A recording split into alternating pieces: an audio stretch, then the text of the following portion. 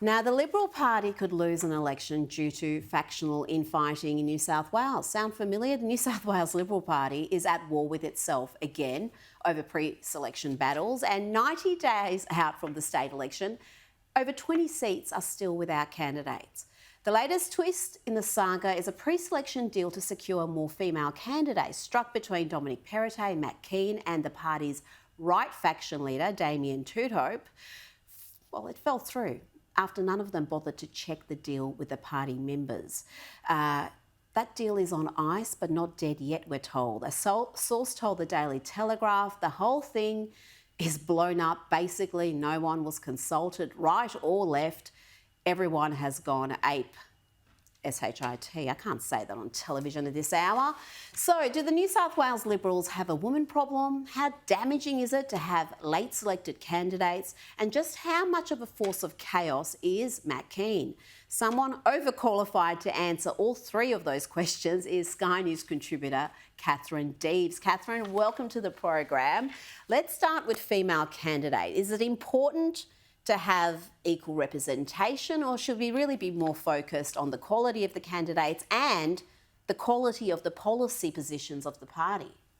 Well, it looks like the Liberal Party hasn't learned its lesson of elections past, dropping candidates in as captain's pick at the last minute to fulfil some sort of quota that they've set for themselves doesn't work. It doesn't work for the candidate, the party, the campaign, the grassroots members who feel robbed, and also for the voters who don't have enough time to get this new candidate. Now, with respect to quotas, I think that speaks to a much larger problem.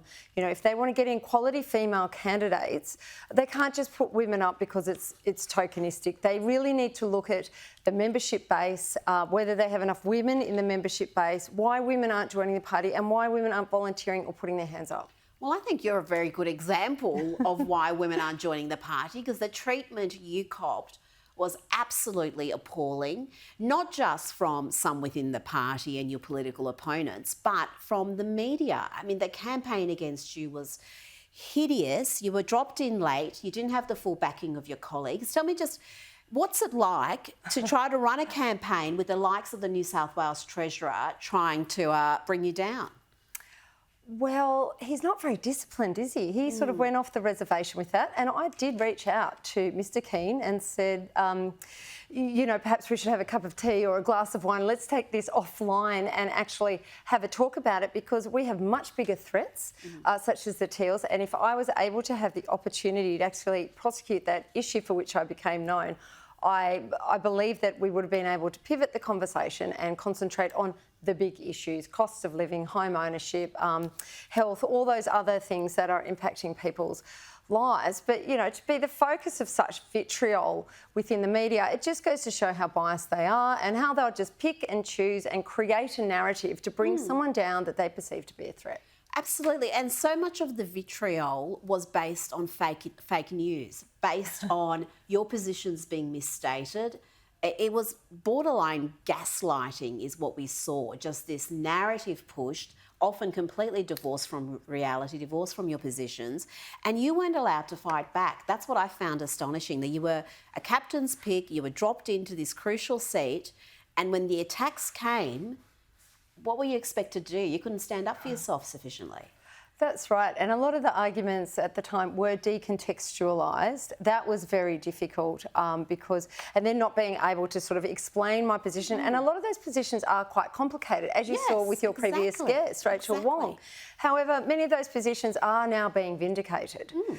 So that's also, look, I'm really pleased that they are. And but they were vindicated at the time, because if you actually looked at your comments and looked at the data you were referring to in making those comments, you could see precisely where you were coming from, but that detail wasn't presented. It was just like, she thinks this about this, and then without any context, without any sort of explanation of why a position is held and what actually you're referring to. I mean, it was presented as an attack against children half the time, which was bizarre. But on Matt Keane, he's in the crosshairs for many of his for this latest debacle.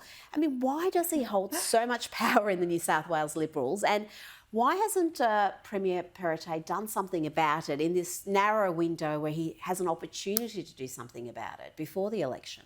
Oh, absolutely. I mean, this is a time that there is not going to be any sort of leadership spill. So I implore Dominic Perrottet to actually stand up to Matt Keane and his band of merry bedwetting moderates and say, you know, if this is where we want to be as a party, to stop listening to this moderate who does not he doesn't espouse the values of the Liberal Party. He really should be in the Greens.